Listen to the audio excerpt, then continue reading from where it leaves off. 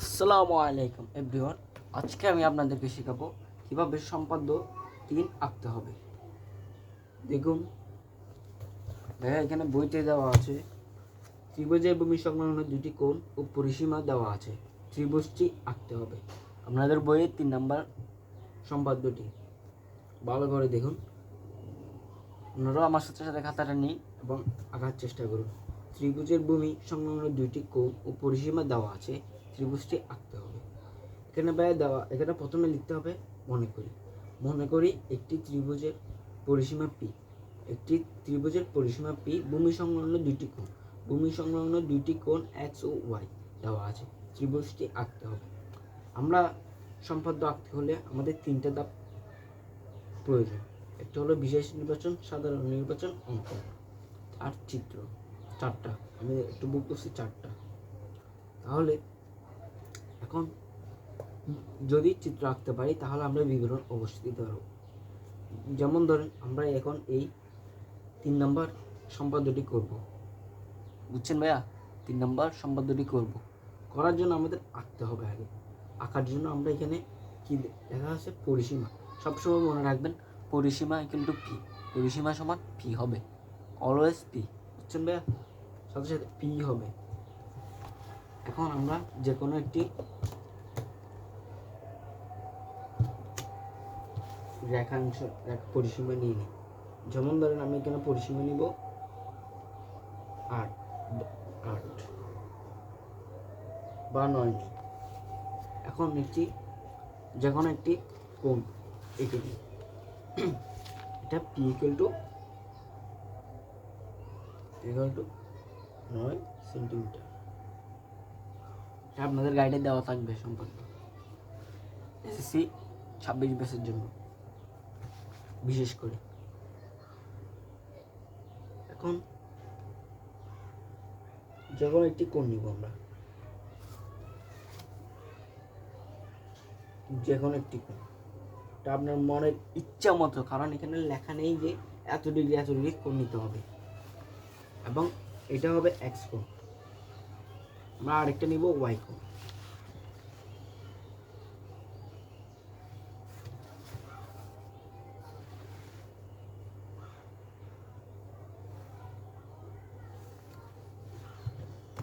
এটা হলো ওয়াই। এখন আমরা যে কোনো রাশি, এখন আমরা যেগুলো বলতেছি সেগুলো লিখতে হবে। এখন আমরা একটি যে কোনো রাশি নিব, রেখাংশ নিব। যে কোনো রাশি বি ডি এফ অঙ্কন করি। এগুলো লিখতে হবে। যে কোনো রাশি ডি এফ অঙ্কন করি। এখন পি এর সমান করে বরাবর নিতে হবে, একটু যেন কম না হয়। পি এর সমান করে ডিএফ বিন্দুতে পি এর সমান করে ডিই কেটে নিই। ডিই কি হবে ভাইয়া? ডিই কেটে নিই। এখন এক্স কোণের সমান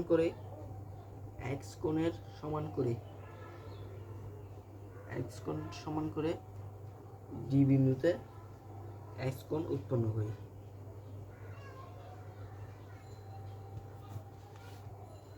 পেটের মাপ নেওয়ার পরে এখন আমরা এখান থেকে এই যে দেখতে পাচ্ছি এতটুকু মাপ নেব,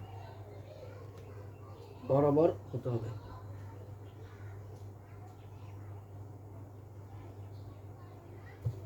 সবসময় জ্যামিতির জন্য দুইটা পেন্সিল দরকার। এবং কি এখানে কোণ এই বিন্দু মিলছে নাকি সেটা দেখে তারপরে দাগটি দিতে হবে। দেখেন শুরু একটা লম্বাভাবে দাগ দিয়ে দিবে। এটা হবে আমাদের এল। এখন আমরা ই বিন্দুতে ওয়াই এর সমান করে একটি কোণ উৎপন্ন করব।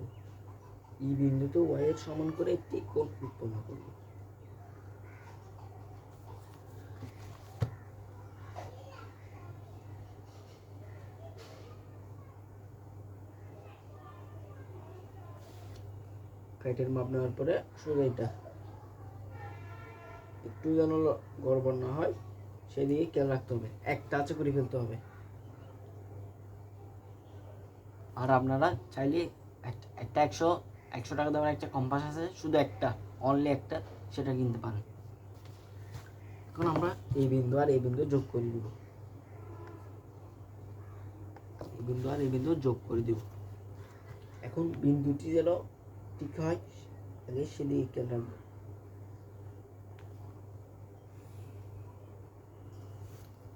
আমার চিত্রটা একটু সোজা ছোট হবে, সমস্যা নেই। এখন এই যে রেখাংশটি আছে সেটার চিহ্ন দিব আমরা M। এখন কি করবেন, এতটুকু কিন্তু শেষ নয়, এতটুকু আমরা শুধু এতটুকু কাজ করছি, এখনো ত্রিভুজ অঙ্কন করা হয়নি। এখন আমরা কি করব, এই এক্সের ব্যাসার্ধ, এক্সের একটু সামান্য অর্ধেক ব্যাসার্ধ থেকে একটু সামান্য ব্যাসার্ধ নিয়ে এই পাশে একটা বৃত্তচাপ আঁকবো। আর এই পাশ থেকে সোজা এই পাশ থেকে একটা বৃত্তচাপ আঁকবো, বৃত্তচাপ। এখন আমরা কি করব, এটা আর এটা যোগ করব, এই মাথা থেকে এই মাথা যোগ করব।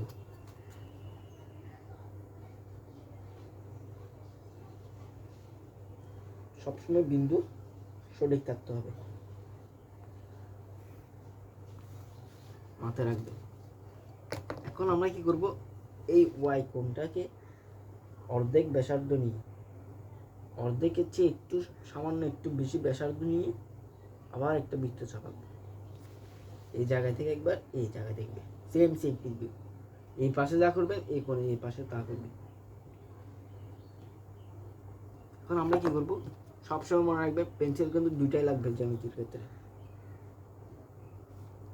এই কোণে এই বিন্দু সমান হয়েছে নাকি দেখে তারপরে মাপটা টানতে হবে।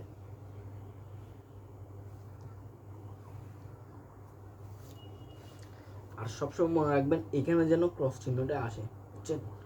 এই কেচি আছে, আমরা কেচি দিত চিনি, কেচি তো চিনি, এরকম সেরকম যেন মাথাটা আসে। এখন আমরা এই বিন্দুটাকে কি করব, এ ধরবো, এই বিন্দুটাকে এ ধরবো এবং এই মাথাকে, মানে এই মাথা থেকে এখান থেকে এখানে পর্যন্ত যেটা আসছে ডি বিন্দু থেকে যে রশ্মিটা আসছে সেটাকে আমরা জি ধরবো, এবং এই মাথা থেকে যে রেখাটা আসছে এই জায়গা থেকে যে রেখাটা আসছে সেটাকে আমরা এইচ ধরবো। এখনো কিন্তু ব্যাস শেষ হয়নি, মাত্র শুরু হয়েছে, যে আর অল্প কিছুটা বাকি আছে।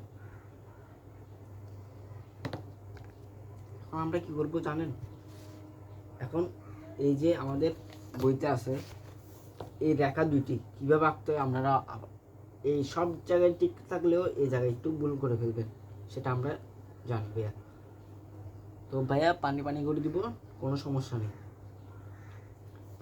এখন এই দুইটা রেখাংশ আঁকতে হলে আমরা কি করব, প্রথমে দেখেন, প্রথমে আমরা এটার মাপ নিব, প্রথমে এই বৃত্তর এই চাপটার মতো মাপ নিব।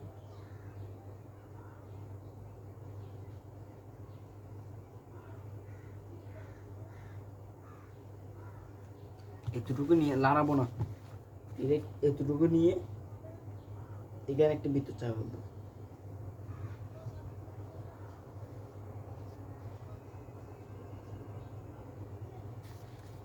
এরপরে এই মাথাটা নিয়ে এখানে একটু বৃত্তচাপ নেব। তারপর আমরা এই যে রেখা আছে এই রেখা একটা বিন্দু লাগতেছে না, এই বিন্দুতে ধরে এখানে একটা বৃত্তচাপ আঁকবো। আমরা একটু বড় করে নিবা, একটু ছোট করে নিয়েছি, তার সমস্যা নেই। এখন সেম ভাবে এই মাথা থেকে এই মাথার মাপ নিব।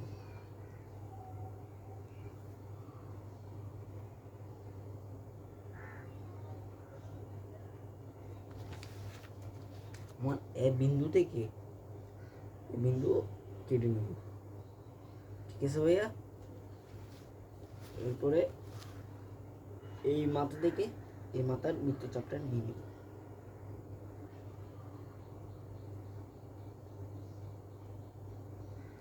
এইটা থেকে এটা আমরা কি করব, এইখান থেকে এটা করে ফেলব। এখন কি করব, এই তো এখানে তো টুইস্ট। এখন আমরা যোগ করে দিব, এটাতে একটা বিন্দু দিবে, এখানে একটা বিন্দু দিব। সবসময় মনে রাখবেন পেন্সিল দুইটা, সবসময় মনে রাখবেন পেন্সিল দুইটা, জ্যামিতি লিখতে পেন্সিল দুইটা দরকার। এই বিন্দু থেকে এই বিন্দু যোগ করে দিব,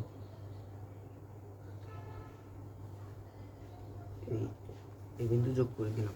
এখন এই বিন্দু থেকে এই বিন্দু যোগ করে দিব। ভাইয়া এখন দেখেন আমাদের চিত্রটি বরাবর হয়ে গেছে। এখন আমরা এই রেখাটির নাম দিব বি, আর এই রেখাটির নাম দিব সি। এখন আপনারা দেখতে পাবেন এ বি সি একটি ত্রিভুজ। আর যখন আপনারা, এখন তো আপনারা বর্ণনা দিতে পারবেন তাই না? এখন কিভাবে কিভাবে অঙ্কন করছি সব বানায় লিখবেন, কোনো মুখস্থ করার দরকার নেই। এখানে মুখস্থ করলে এগুলো মুখস্থ করলে যে এই জিনিসগুলো যদি মুখস্থ করতে যান তাহলে আপনি আঁকাটা ভুলে যাবেন, অন্য একটা কিছু ভুলে যাবেন।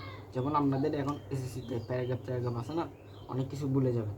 তাই আপনারা এগুলো কোনো সময় মুখস্থ করতে যাবেন না। যখন এই দিয়ে আঁকবেন, যেভাবে আপনারা আঁকবেন সেটার বর্ণনা দিলেই দেখবেন অঙ্কন হয়ে গেছে। এবং লাস্টে সবসময় মনে রাখবেন ত্রিভুজ এ বি সি রশ্মি ই উদ্দিষ্ট ত্রিভুজ, এটা লিখতে হবে। না লিখলে আপনাদের পুরো জ্যামিতি ভুল হয়ে যাবে।